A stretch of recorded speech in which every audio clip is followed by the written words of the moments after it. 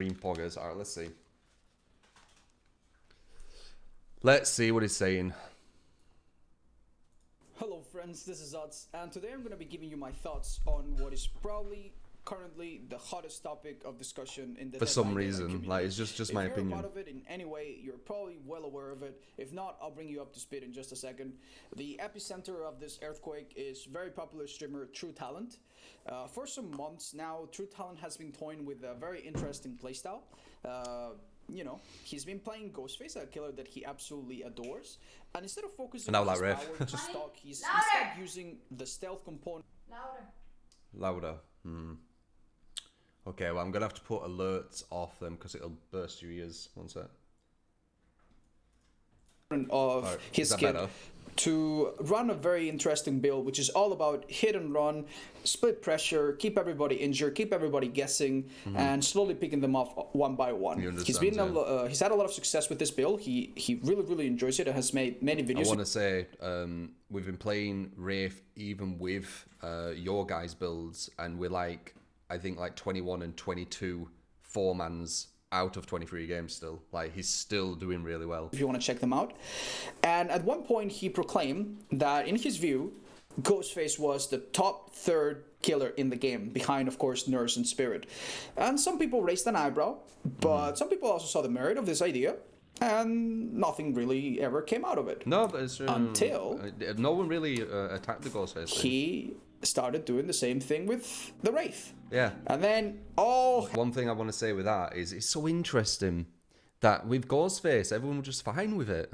But with the Wraith, it's such more of a taboo thing to say. But if you actually look at Ghostface and the Wraith, they're so similar with how they play. But yeah. Hell broke loose. He used a similar approach with the Wraith, used a combination of add-ons and perks to mimic this same playstyle. And he proclaimed that the Wraith was the 4th best killer in the game.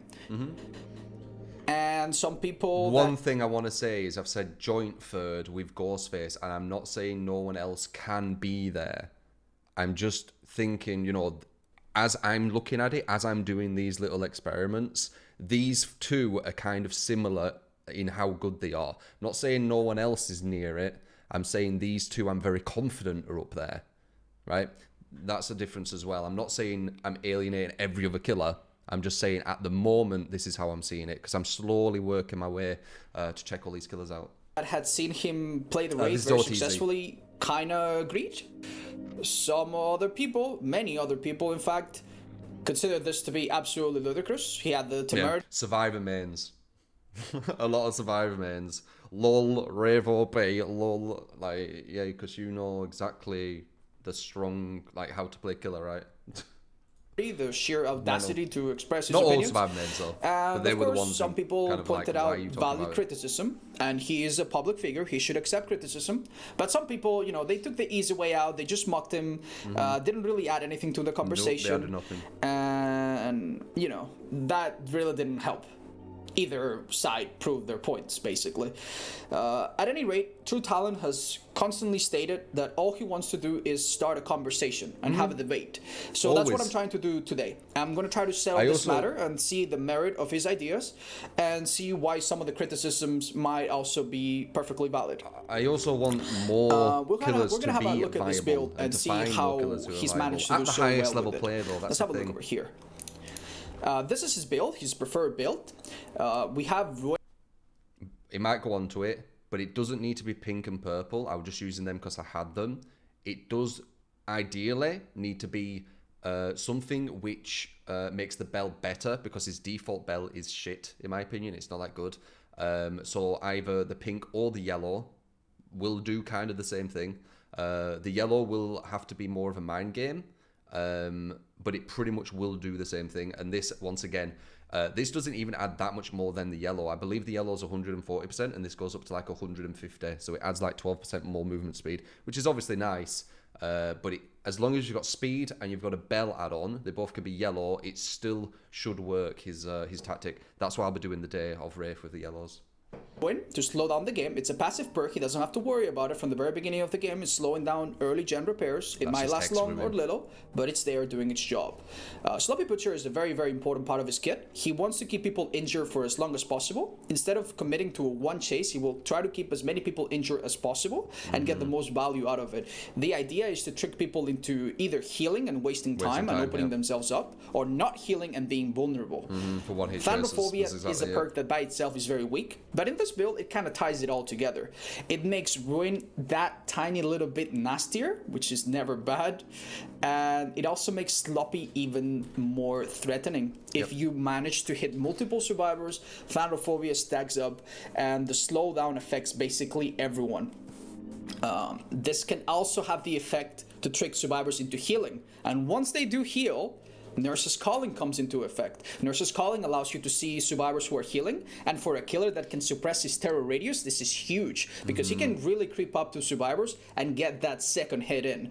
And the reason he can do this is because one of his add-ons of choice is the Coxcomb Clapper. The Coxcomb Clapper completely nullifies the sound of your bell. It allows you to hear a generator being worked on, sneak up behind it, come out of the corner and grab a survivor or get that first hit in. And once they're healing, do the exact same thing and down them. So this build completely, at least in theory, completely... But you can use the yellow. It's pretty much the same. But yeah. Disregards common looping and instead tries to find survivors out of position. And the other thing that really helps is the Windstorm family of add-ons, which he also uses in conjunction with this. The Windstorm family of add-ons makes you move faster while in cloak. This allows you to be able to check on generators yourself without barbecue, discordant, surveillance, or anything with that, and get the most value out of Ruin, out of Sloppy, out of Thana, and out of Nurse's Calling especially. He will often run this add-on in one of its varieties, and either the Coxcomb Clapper, which is the best choice, or the Bone Clapper, which is a yellow add-on. Instead of nullifying the sound entirely, it muffles it so that survivors can tell where you're coming. You'll never. It's also very effective. If you're using that add-on and you're constantly chasing, unchasing, you're gonna hear so many bells throughout the whole entire game. You can't just keep being like, oh, is he here? Oh, he isn't. Is he here? Is he? You can't keep doing that because it's just too consistent. You hear it all the time. So eventually you just need to commit to a gen. And if he is here, well, there you go. He just got you. So with one of these combinations, True Talent has done actually quite well for himself. In fact, you'll see that he posted a full VOD of 16 games that he played back-to-back one day. And these are the results. I've compiled the information myself, and we can see that he played in a variety of maps. I've color-coded them very, very quickly. Yellow. I believe that he's color-coded these by difficulty. I don't know Badham about orange. Badham's kind of a rough one. Yellow maps, and it orange depends. maps, It depends on. Green maps, favorable for killer. Red maps, not so good for killer. You can see that there's a variety. There are some very bad maps for killer here, and he managed to do just fine. In fact, out of his 16 games, one of them was cancelled because someone DC'd early. Out of his 16 games, he had a 4K in every single game. That's pretty impressive. Like, only one game, survivors actually managed to pull through and all escape. So, let's get... How did he do this? Did Ruin carry him? Well, that was my first thought. Let's have a look. No, Ruin did not help that much. There were games where Ruin absolutely helped and stayed up the whole game. And there were also games where Ruin was gone in 30 seconds. Either way, it didn't seem like a deciding factor in whether he did really well or did it or the game went badly. So even though I think Dark Souls Ruin music is absolutely a staple of this Ruin, of this. Yeah, look at that. 37 seconds, 27 seconds, still a 4-man. On a difficult map. What about this? 32 seconds on a difficult map, still a 4-man. And that's a really long map. You need speed on that map. But that was a long one. Rather, it wasn't what really made it happen. What I think explains this success a little bit more. That's a really difficult map in my opinion too. It's got many god loops and many safe pallets you actually need to break. And that was a 26-second one. Is the next piece of information, and that's the add-ons that he used. Now here is where we come at an impasse, where we have a bit of a problem. This is where people started to being like, well, you're using this. The only reason I'm using this is because it's just more... I don't know, maybe I shouldn't have used it. Maybe I should have used this. But as you can see, when I do use these, it's the same outcome. It's literally the exact same outcome. Like, nothing changed. But yeah, I will probably go on to... I mean, look at this. This is Rancid Abattoir, 27-second Ruin with 2 yellow, 4-man. But yeah, I should have just done all yellow add-ons. Now I realise. Mihu, Momo, thank you for the 22 months. Appreciate it, man. Levers, thank you for the 50 bits as well. OTZ video is refreshing to watch. UNOC and a couple others are the people the community should be looking up to, not this top. Yeah, I completely agree. Shouldn't be listening to the morons. And then it's like, why are you calling them morons? Because they disagree. No, because they actually talk like morons. Like, they don't actually open a discussion. One thing that many critics of True don't understand is that the way he judges victory is ranking. I personally don't do that. I win, in my view, if I kill everyone, or if I kill most of them. For True Talent, he wants to pip. He wants to rank up. Sometimes he will kill 4 people and then be upset because he got a brutal killer. Not upset at the outcome, upset at the scoring system. Like that, most people are like, but that's how he plays. And in that regard, the Wraith is an amazing, amazing killer. Because he comes out of cloaking and then ends the chase immediately, because the chase begins when he comes out of cloaking, he gets a lot of chaser. With Ruin and being able to interrupt survivors early, he can get a very decent gatekeeper. And if you keep everybody injured with Sloppy and so on, you'll get all the chasing you'll get all the emblems. You will rank up very, very well with Wraith. Oh yeah, it was hitting but the some same really could high be said points. of Legion, and Legion isn't necessarily strong. So I don't think why Legion are would these do as well as add-ons an issue? Now, some people have already pointed this out. They've told True, hey, but you were running very strong add-ons. So, that nullifies your opinion. And what True has responded so far, at least from what I've seen, is that, well, add-ons are a part of the killer. So if the killer can use these add-ons to be viable, that's not a problem. But that's missing the point. It is missing the point entirely. Because if Wraith is allowed to use these add-ons, then to compare him He's going to talk about iridescent head and stuff, most likely. fairly to other killers, you should also allow them to use add-ons of this level of rarity. And let me tell you right now, I know a huntress or 2 or 3 or 10 that if they use iridescent hatchets like this build would allow every game. Well, iridescent head's probably most likely going to get nerfed. But yeah, fair enough. Or 75% of the games, they would never, ever, ever lose. Ever. Or a good plague that runs the Black Incense add-on, which honestly, never lose with iridescent heads. I don't know, man. I don't know. Like, yeah, it's really good for the 1v1, but it doesn't get the map pressure going. So, I don't know, man. But then, what are you talking about by winning? Are you talking about winning as a 4-man, or are you talking about winning as ranking up? I class winning as ranking up because, literally, why would you not rank up if you won something in a game? So I just go from it from a logical point of view. So this is where you and I will end up disagreeing with him. Yeah, maybe. Like, Uri Head is very strong and it's probably going to get nerfed. But will it be as consistent 4-manning every game, no matter how big the map? I don't know. I think you'd probably have to slug, most likely. And also, if you were doing this, you could only use iridescent head for these, and then you'd have to start using some yellows. And then once again, talking about the add-on stuff, Billy's best stuff are green and yellow.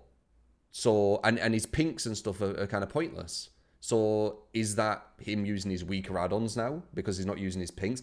Add-ons are such a fucking weird one.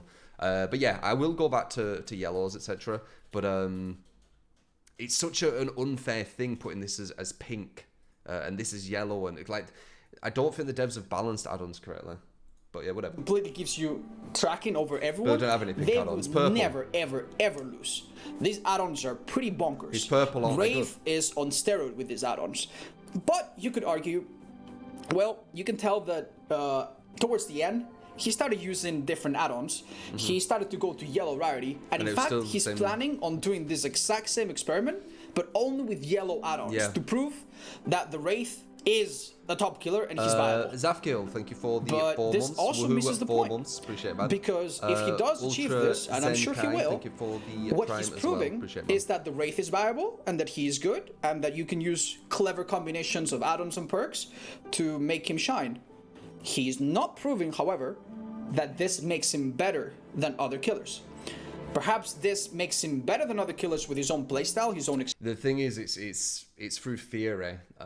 It's very hard to like prove because you need to just get such big sample sums of every single killer, and then you need to. It is definitely quite hard to kind of prove, but it's through theory.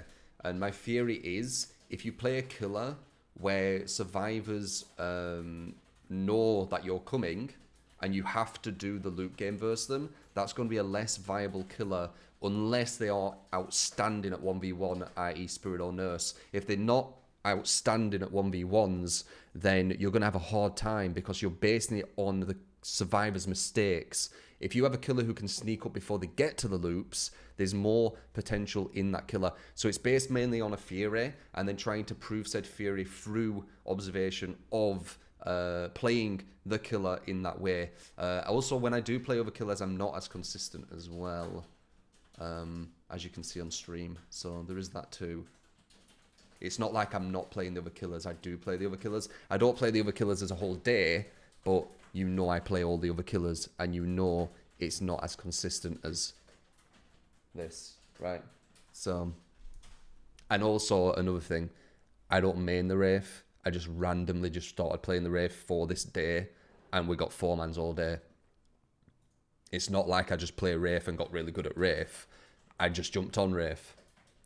So there's that too. It's not like I'm a Wraith main, and because I'm a Wraith main, I'm at this skill level with Wraith. I just jumped on Wraith.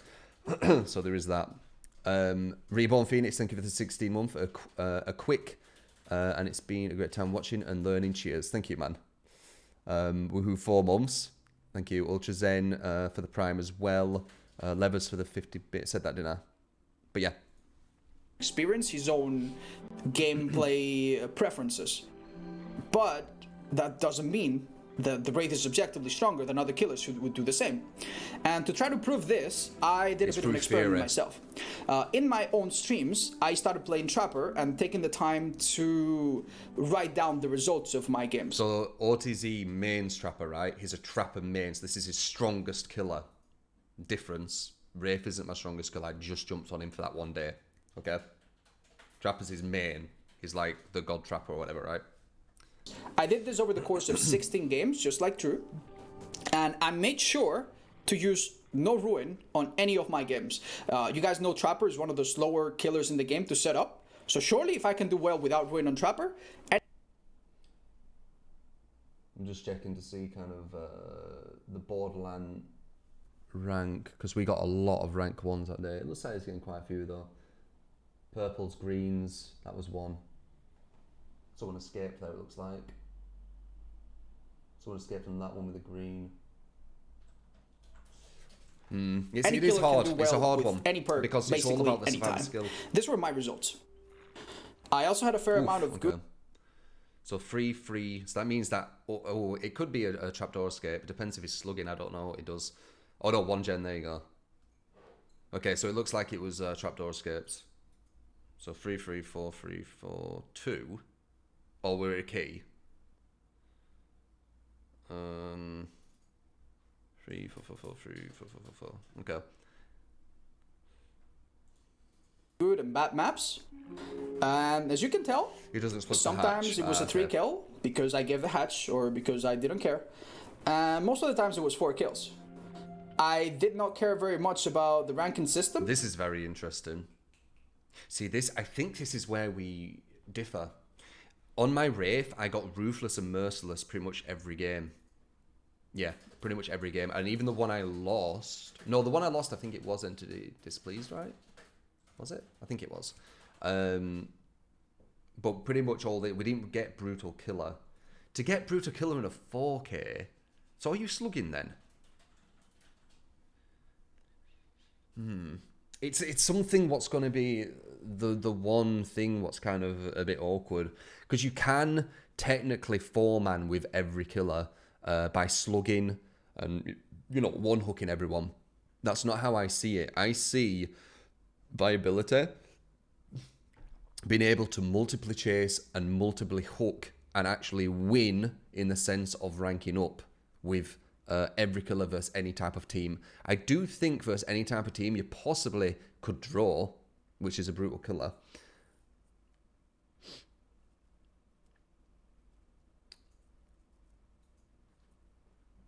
Otsy slugs a lot. Otsy doesn't slug. He also mains trapper mostly. Yeah, he mains this killer. So this is his strongest killer too. And I did better with someone I don't main. But I were using better add-ons. What?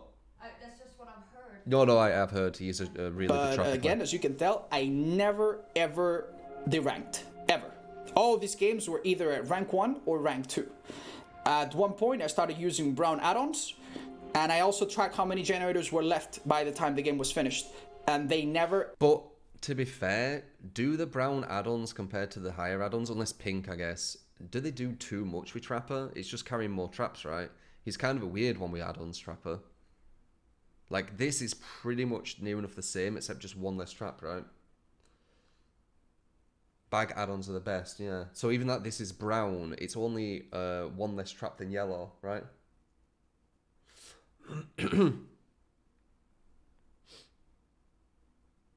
Didn't I main Wraith? Yeah, 3 years ago. ever got to the 5th generator. They never finished the fifth one. Ever. Without win. What does this mean? Am I a god trapper who's absolutely unstoppable? No. Am I using odd cheats? Yes, but that's past the point. No, what it means is that any killer who tries and uses a good combination of perks and actually has a bit of a plan has a really good chance to do well. Does it mean that you can 4K every single game with every single killer? No. But is that really what viable means? I hope not. We're playing against other people. I also think that the people that I'm versing have a chance to outplay me. I don't feel like the game owes me a 4K every game. If I 4K'd every game, in fact, there will be something wrong with the game. Just because I have... 4King isn't the thing. It's getting a win when you've played well. Getting a draw when you've played well is not a very nice feeling. For him to get a brutal killer... Well, there's only 2 kills there, though. But how is he getting brutal killer? How the hell is he getting brutal killer with 4 kills? I don't understand what he's doing. Is he not getting many hooks? Slugging. Maybe they're killing themselves in hooks. That's why I think it is best going off this. The devs definitely need to get some of the scoring system better because it's fucking stupid, some of it. But this is a way better indication of how well you've done because it puts everything into it. It puts how many chases were done. It puts how quick the chases were done. It puts how many hooks that you've got. It puts how many hits that you've got. It puts how much time you've delayed off them. It does everything into the score. Just the arbitrary 4K, 3K, 2K, but it doesn't tell you what happened in the match. That could have been the end of the game. That could have been the start of the game. So I don't like this being the thing. I think there's way too many variables with this. This is the thing that I aim for. That's the reason why I aim for it. Game 9. Yeah, weird, right? 4 kills, brutal killer, with 1 gen done. Like, what's happening in these games? I don't get it. 2,000 or 3,000 hours, it doesn't mean that I will always outplay my opponent, right? I honestly believe that every single killer is viable. And true, what he should do is give this exact same Wraith treatment to other killers. Maybe take the time to learn different playstyles more suited to each specific killer. And I think you would find out that if you put that time and love into each killer, all of them can shine. Some of them, of course, more than others. You will... I hope he knows I do play every killer. You need to be a very, very good doctor or a very, very good clown to keep up with a very good nurse or a very good spirit. That's absolutely for sure. That's why tier lists exist, and that's why we compare killers. But that doesn't mean that none of them are viable. You can rank up with all of them. Name me any killer, I will tell you one person. You can rank up with all of them, but it's because of the survivors you're going against, right? So basically, it's hard for me to prove my vision, my idea. The only way I'd be able to prove it is that if the devs actually did have a really strict ranking system, and then you'd have really strict ranking systems to rank 1, and then you'd only go against the best rank 1 survivors. If you did always go against the best rank 1 survivors because the ranking system was harder to rank up, you would probably, I mean, I only can guess, but I feel you would see what I'm talking about, where it is up to the survivors to make mistakes, and the only way to win said survivors is to slug, and then is to one hook everyone, because you cannot have enough time in the game to go for 12 chasers. Because that's what I go for. I like going for multiple chasers. That's fun. I feel that when you go against the strongest teams, at best, you're probably only going to get like one chase, maybe two chases at most, with each of the survivors before you have to get them on that death hook. I seriously see that way. Person who could be rank 1 and almost never lose a game with them.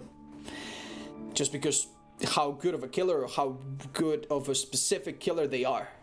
And hopefully this shines a bit of light and it helps both sides understand each other and bridge the gap. True isn't wrong. The Wraith is a good killer. And he's absolutely amazing to rank up for sure. And he, I think, has found his playstyle. You can, if you watch him, it's quite a joy. He seems very happy. He really enjoys it. And just like I enjoy like feeling playing I'm in Trapper, control. He's found quite a bit of success in it. You people should not ridicule him. That does not help. And he should perhaps also open up to criticism and see the merit of other people's ideas. Because I think that this is a really fun game. I think that each killer has a lot of potential if we just take a little bit of time to discover it. And we would all be much happier if we did that instead of just shit-talking each other. But anyway, those are my 2 cents. If the situation develops and some more information comes to light, I'll be happy to cover it. Maybe change my mind if there's more information. But that was all. I hope that you guys found this quite interesting. I certainly had a lot of fun putting it together. And I hope it does a little bit of good for the community. You guys can also do a little good for the community by, having civil conversations, not just with True, but with each other and with everyone else. I think it would help a lot. And that was all. Thank you so much for watching. Okay. That's pretty much where it finishes. So yeah, I can see he... Oh God, I need to do all this shit now. One sec.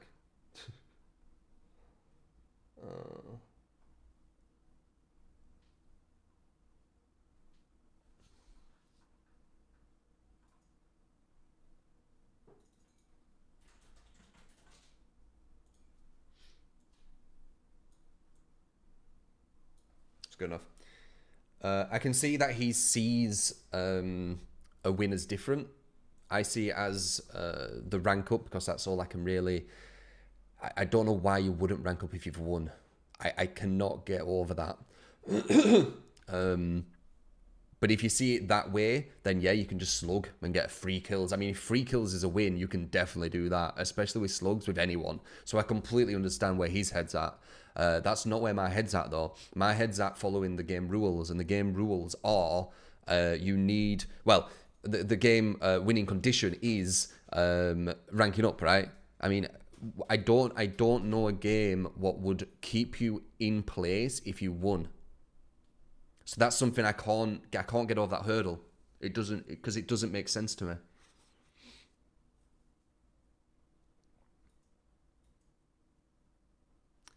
It's like getting 3 out of 3 in Overwatch draw and making it a win makes no sense. That's what I'm on about. It doesn't make sense to me. He also has lower standards of viable than you. Yeah, I think he does. His standards of viable is being able to win the majority. My standard of viable is able to win anyone. There isn't going to be a team which you cannot win and is impossible to win. You could always have a chance at winning them, and not just by one hooking everyone, by actually winning chases and stopping gem pressure. So we definitely have a different... idea of what viable is, and that's probably where we split on that.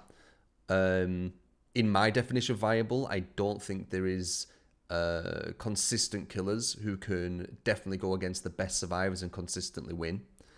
On his definition of viable, I think I mean, even on his definition, you're gonna pretty much have to slug right at the end or something, or just slug just in general in the whole game. But I do think slugging is, a potential... It's almost once again like Plastifix, where the game wants you to do free chases and free hooks, right, on every survivor. Slugging negates 66% of the game if you slug all 4 and then one hook them all, because you've took away the other 2 chases they were supposed to have. And that's why I believe that you're black pip, because you're still 4-manned, but you took away 66.6% recurring part of the game away. So of course you're not going to get all the points, are you? But yeah, it's interesting. It's nice that it can open up communication. But I definitely don't agree that every killer is viable in my sense. Is every killer viable in his sense? Potentially. Potentially. Even then it's going to be difficult. Because if you go against a really, really strong team and even slug, I think it's still going to be quite a difficult one. You can't get the sacrifice points if you slug, yeah. It feels like a win when you kill 3 to 4. That's why it's up to the individual. Yeah, but it isn't just about the end result. It's the same for Survivor. Like, I don't know why people are so obsessed with the end result on this game, and they don't realize it's a scoring system game. It's a scoring system game which it rewards you for hitting marks.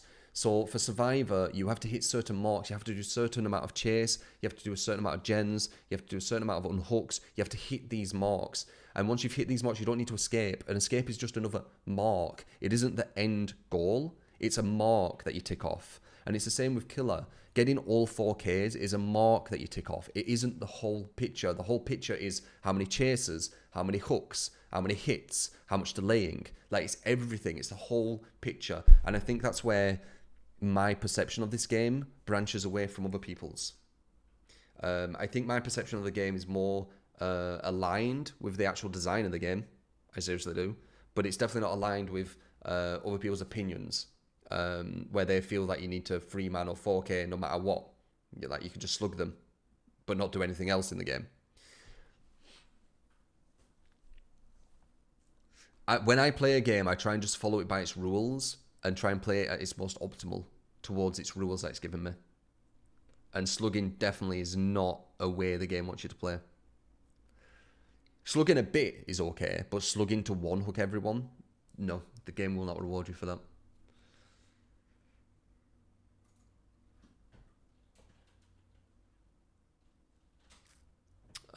But yeah, there you go. Nice to see different opinions without being really passive aggressive and angry and elitist and all that shit. Just understanding that we both have different definitions of viable. Yeah, I think if I had his definition of viable, I definitely would think the same kind of way. But I don't. My definition of viable is kind of different. Duke Talent, thank you for the 10-month. Levers, thank you for the 30 bits. Kane Grim, thank you for the 25 bits as well. True, can we watch so yeah. Last year's name available. Thank you for the Prime. Vilioi, thank you for the 2 months. Reborn Phoenix, thank you for the 16 months as well. A quick. Oh, I said that, didn't I? Appreciate it. Yeah, I've got all the notification sounds now. Gonna put music on, but probably highlight it and do a little response thing and see what people think. Yes! Wow! Fuck yeah!